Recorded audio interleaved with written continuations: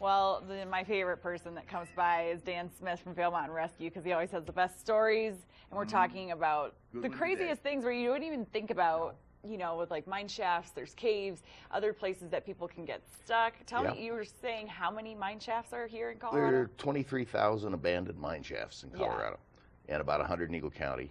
And in the state, about 6,000 plus have been made safe, usually with a cage or filling in the portal. And in Eagle County, only 41 have been made safe. And, you know, part of the problem is who owns the mine, a whole lot of problems. Our problem comes when somebody goes into it. Right. We had, over the last Thursday, we had a gentleman's dog go wandering into an 8-it, which is a shaft that goes sideways. Went in about 25 yards and then dropped into a 25-foot hole and broke his leg. So normally we say we don't do canine rescue. We do because the owner of the dog is going to do something stupid if we don't go get the dog, because they don't have the gear, they don't have the skill.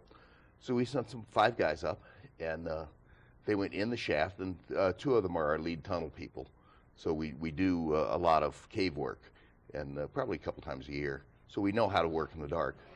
And we lowered actually the dog owner down, and because he could calm the dog down.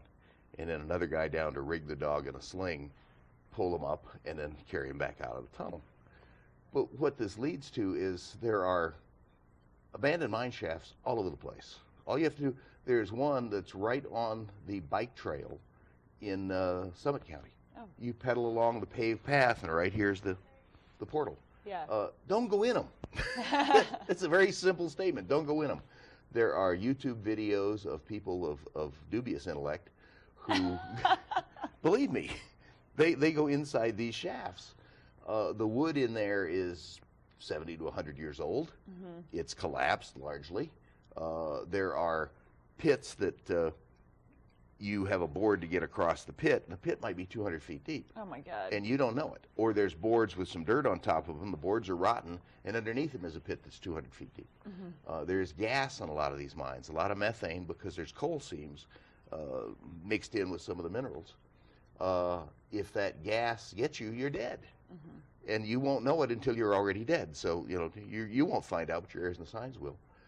With the dog, the instructions we gave the team is if the dog's barking, you can go in. If the dog's not barking, don't go in. Because there's gas, and we didn't have a gas detector. Now we know how to get gas detectors.